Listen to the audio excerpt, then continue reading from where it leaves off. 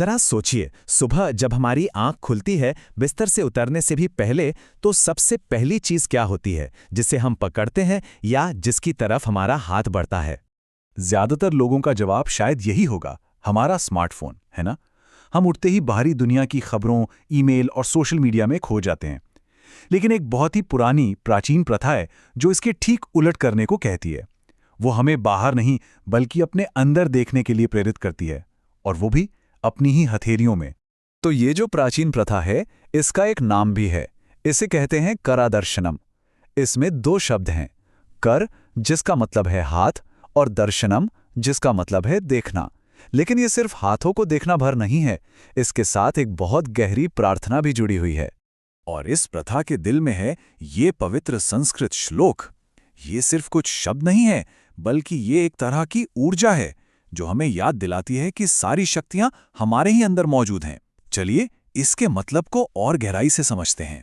तो इस श्लोक का मतलब क्या है? पहली लाइन है कराग्रे वसते लक्ष्मी। इसका मतलब है कि हमारे हाथ के आगले हिस्से में यानी उंगलियों में धन और समृद्धि की देवी लक्ष्मी का वास है। दूसरी लाइन कर मध्य सरस्वती यानी हथेली के बीच में ज्ञान की देवी सरस्वती रहती हैं। और आखिर में कर मूले तू गोविंदा, मतलब हथेली के आधार पर हमारी कलाई के पास रक्षक गोविंद विराजमान है। और इसीलिए कहा गया है प्रभाते कर दर्शनम, यानी सुबह उठकर अपनी हथेलियों के दर्शन करने चाहिए। और सबसे अच्छी बात क्या है, इसे करना बेहद आसान है। सुबह जैसे ही आंख खुले, शांति से बिस्तर पर ही बैठे बैठे अपनी दोनों हथेलियों को जोड़िए। फिर उन्हें ध्यान से देखते हुए धीरे धीरे और पूरी श्रद्धा के साथ इस मंत्र को बोलिए। बस इतना ही करना है। अच्छा, तो अब जरा इसके गहरे मतलब में उतरते हैं।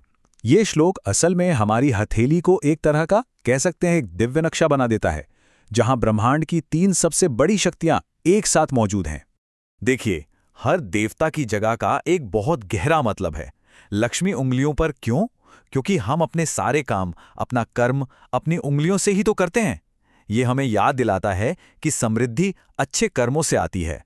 सरस्वती हथेली के बीच में है क्योंकि हमारे सारे कर्म ज्ञान और बुद्धि से ही होने चाहिए। और गोविंद हथेली के आधार पर हैं, जो हमें सहारा और स्थिरता देते हैं, ये बताते हुए कि हर कोशिश की नींव में ईश्वर का साथ है।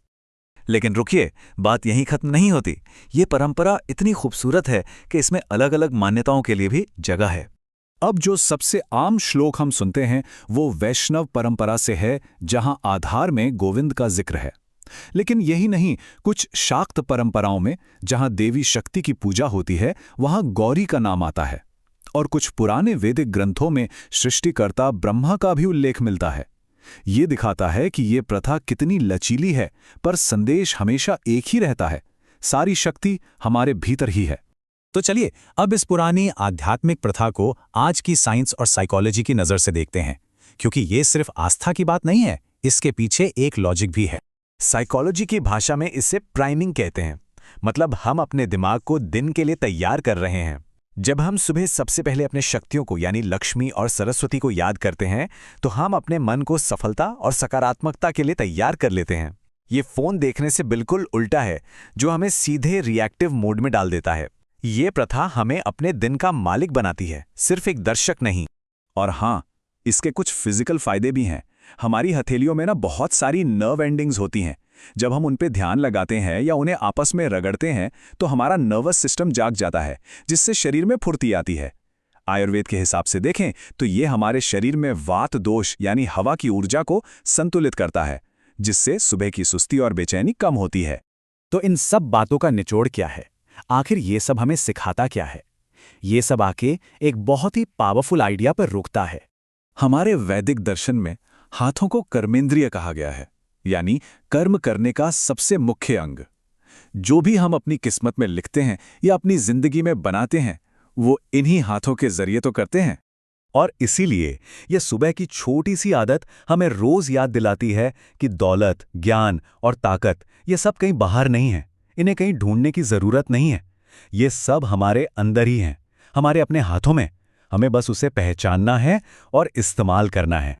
तो अगली सुबह जब आंख खुले, तो फोन उठाने से पहले बस एक पल के लिए रुकिएगा, अपनी हथेलियों को देखिएगा और खुद से पूछिएगा, ये जो दिव्य शक्ति है, ये तो मेरे ही हाथों में है। आज मैं इससे क्या बनाने वाला हूं।